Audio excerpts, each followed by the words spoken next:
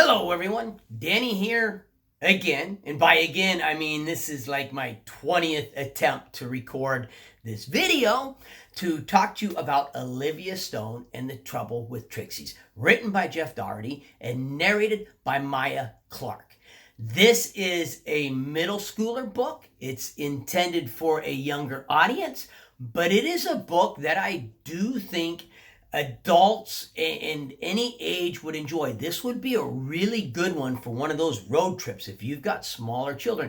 If you've got, like my sister Carlina, she's got children aged anywhere from 2 years all the way up to 20 some years old, and if they're taking a long trip, this would be a good one to listen to. Why is that? Before I get into that, I have a favor to ask. If, like me, you love audiobooks, please subscribe, turn on notifications, come join me on my audiobook journey. Now, one thing real quick, before you go looking for this on Audible, it might not be there yet, depending upon when you're watching this video. This is an audiobook, that was sent to me before its release on Audible for me to listen to and to do a review of. It was actually kind of fun because the copy that I was allowed to listen to was the rough draft copy, and so I got to listen to the narrator, who's a really good narrator. Mayah Clarke does an excellent job as a narrator.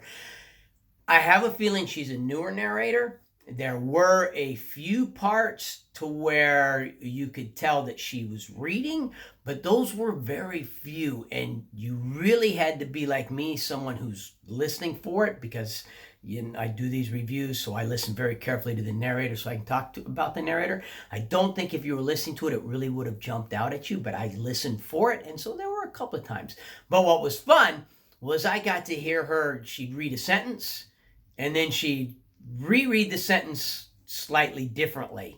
And so I'll be very curious to go back and listen to the edited version and see what it sounds like when they edit out those duplicate, because there's times where she reads the same sentence 3 or 4 times, trying to get it just the way she wants it to sound. It was a fun experience on my part, to put it that way. But she's a really good narrator. She does a great job. I'm glad that they picked a young lady to narrate this book. Or I actually didn't Google her, what sounds like a young lady, because the main character, Olivia Stone, is a young gal. She's attending St. Giles Priory School, and it's a Roman Catholic school with priests. And the beginning of the book's kind of interesting because the first thing you do is you meet this priest that you really don't like.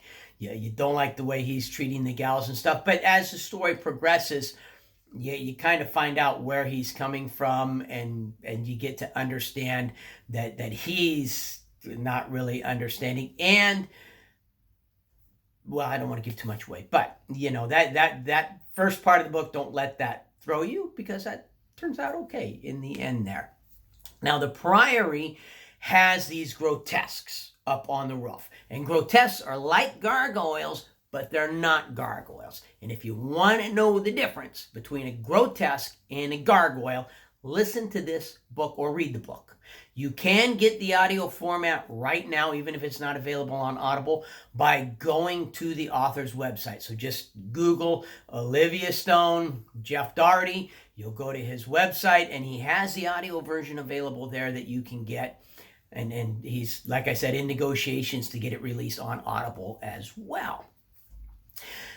And the grotesques at night, they come to life, and they go out and they protect the city from the evil. And because this is a former priory, it's holy consecrated ground. Nothing evil can come onto it unless it's really super powerfully evil.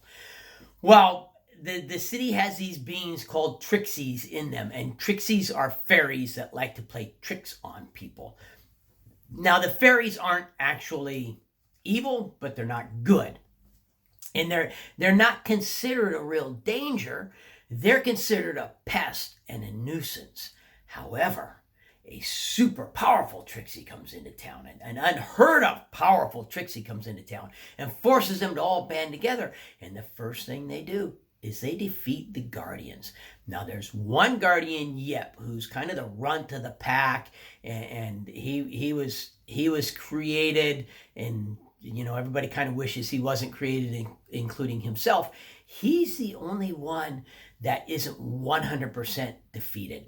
And due to different circumstances, he can actually communicate with Olivia Stone. So Olivia Stone, sets him free, and then him and Olivia Stone go to battle these Trixies. Now, the smaller, weaker Trixies, that they just have to do enough damage, and poof, they disappear into fairy dust or whatever. But the big evil one, they've really got to get at her. And this was so there's two ways to defeat a Trixie. You can do enough damage to cause it to go back into the spirit realm, or you can trick it. And if you out-trick a Trixie, then poof, it disappears and goes back into the spirit realm. So obviously, just from the way the book goes, that to defeat this super powerful Trixie, they're going to have to trick it. But how do you trick this super powerful, long-lived, super experienced trickster who's managed to live longer than any should and knows all the tricks in the book? How do you manage to trick her? I'll be honest, I was expecting this really long, kind of complicated, super thought out plan to trick the Trixie. And that it's something that is kind of more of a spur of the moment. We're going to take advantage of something here and use this to trick the Trixie. And there comes a point where you can see it coming. At least for me, I could see it coming. Okay, what just happened to Yip, is part of the trick that they're going to be playing on the Trixie. I just don't understand how it's part of the trip. So you'll be listening, and there'll come a scene where it looks like Yip is finished. And that's that point, and I don't think I'm giving anything away by saying it. That's that point where, at least for me, I was like, okay, this has to be part of the trick on the Trixie. But I don't see how that's any kind of a trick. I don't really get it. And then when the trick is revealed, I'm like, oh, that was actually pretty clever there. But it wasn't so incredibly clever that you can't picture an 11 or a 12-year-old little girl thinking it out and planning it out, and just in its simplicity, you can see it tricking the trickster who would have seen anything complicated coming their way. It's a book for a younger audience, so there's no language, no sex, no true violence. You have people who die in this book. The Trixies start killing people, but they use their tricks to kill the people. And so what the book does is the book describes the trick, and then you get a news item afterwards of how many people died due to the trick. So the author didn't write the scene, so you actually observe the people dying. There's only one scene where it goes all the way through to the end.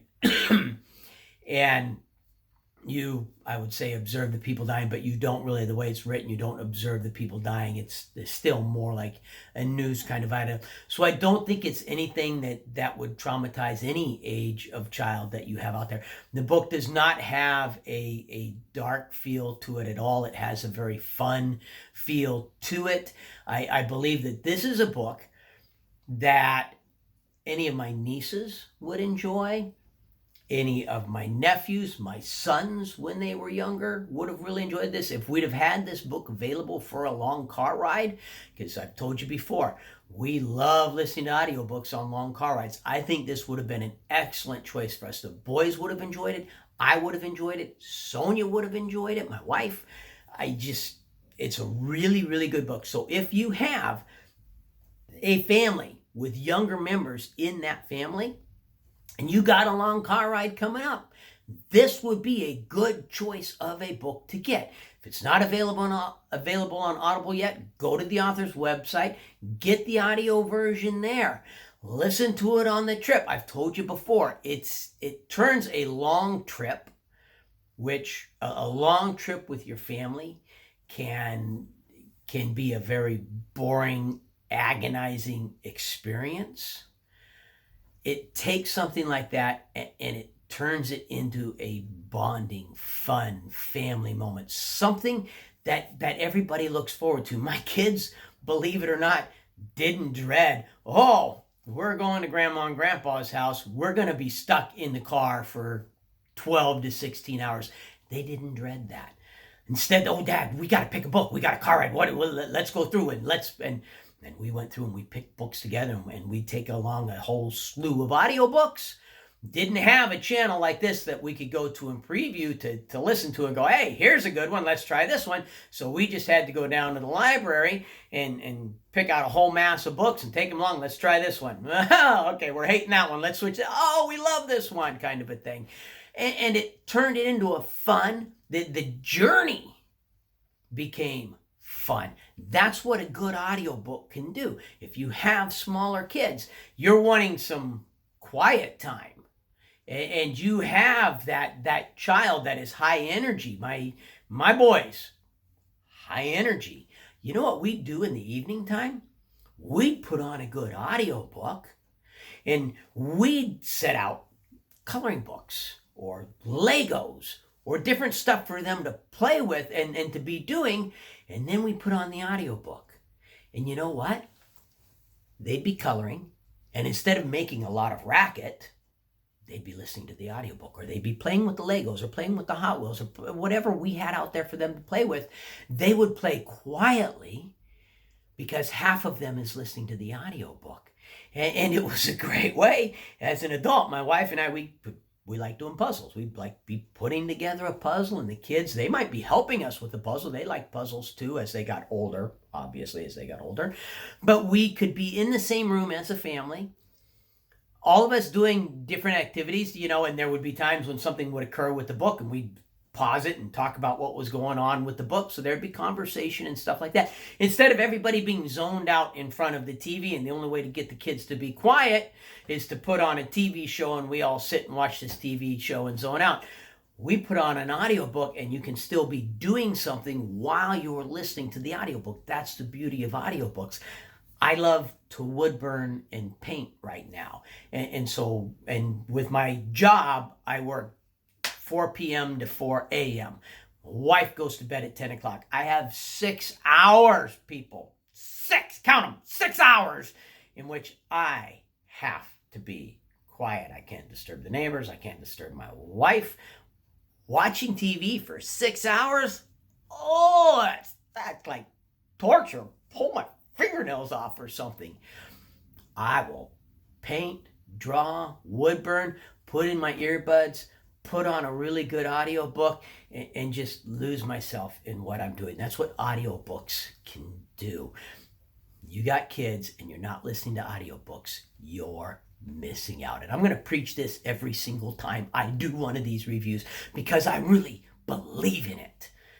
The impact it's had on my family, I know that impact. The impact it's had on my relationship with my children, I know that. I've experienced it, so I can pass that on to you, my listening audience. You like that? So I sliced both my thumbs. My truck died. Working on my truck, I sliced open both my thumbs, and the stupid bandages won't stay on, so I finally just duct taped them in place. So if you're wondering what is that ridiculous thing on my thumbs, that's duct tape solves everything. And it's holding the bandages on so they don't fall off, because it's right on the tips of my thumbs, and it sucks losing your thumbs. It really does. If you like this video, please hit the like button. If you like my channel, subscribe, turn on notifications. Questions, comments, feedback, it's what the comment section is for. Put them in there, people.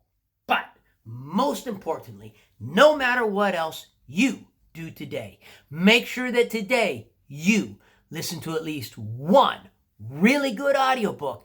And I very highly recommend Olivia Stone and the Trouble with Trixies by Doherty. Thank you, and have a great day.